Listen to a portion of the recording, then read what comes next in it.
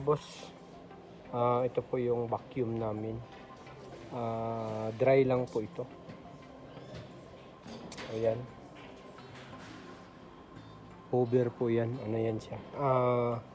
American brand. Pero inassemble to siya sa China. Parang made in China pa rin. Ito mga boss, 15 liters to siya. Ayan, 15 liters.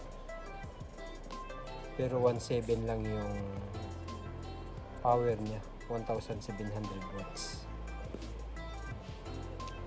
Yan yung presyo niya. Before 349, ngayon 254.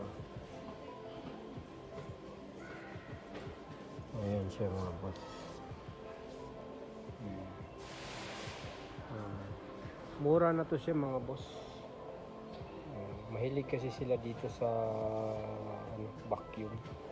Hindi sila kagaya sa atin na pwede walis-walisin lang. Sa kanila kasi yan, vacuum talaga. Ayan siya mga boss.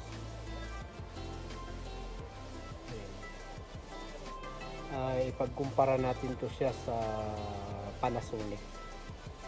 Makikita niyo yun. Ito muna siya, ikumpara lang natin. 15 liters siya, 1.7 lang yung watts niya. Pero mas mura siya mga boss.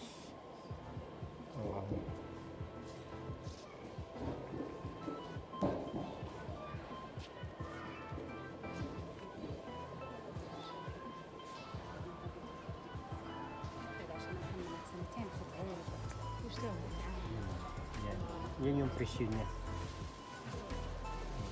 Until ano lang to mga boss, June 11 lang yung promo niya, mag-i-end na yan. Puntahan na natin yung Panasonic mga boss, at least makita nyo yung comparison niya. Sige mga boss. Ito na yun mga boss. Panasonic. Ano lang to siya, made in Malaysia. Ayan, pakita ko yung made in Malaysia para at least kita nyo.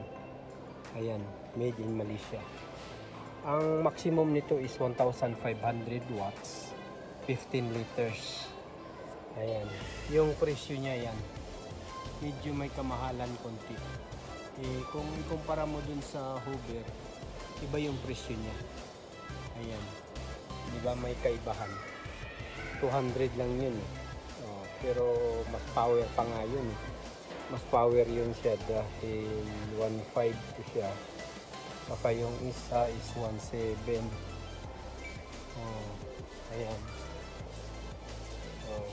15 liters lang siya. 1.5. Ayan.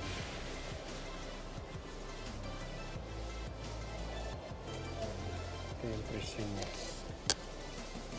Diba?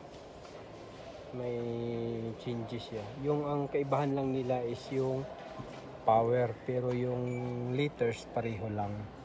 Pero made in Malaysia.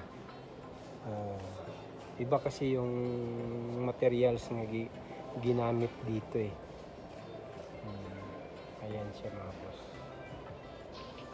Sa mga gustong bumili dyan, ang prepare ko is kung may budget ka, dito ka na lang sa Panasonic kung may budget ka. Pero kung medyo alanganin yung budget mo, dun ka na lang sa pero sa power kasi hindi mo rin yun ramdam yung 200 watts na difference niya. Hindi mo rin ramdam eh. Parang pareho lang eh.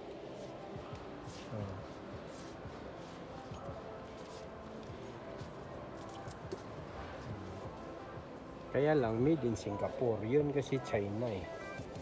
Alam naman natin yung China, yung medyo pero pareho din sila. Yung accessories nito wala kang mabibili. Bali ano to siya parang dispo siya. Kailangan nyo lang ingatan yung hose nya dito. Yung hose, ingatan nyo lang na hindi siya masira.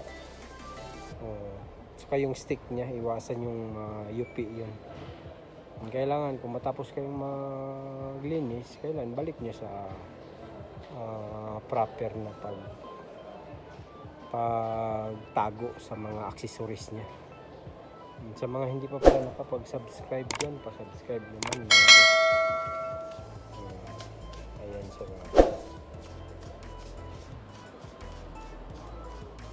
Hanggang dito na lang po. Salamat.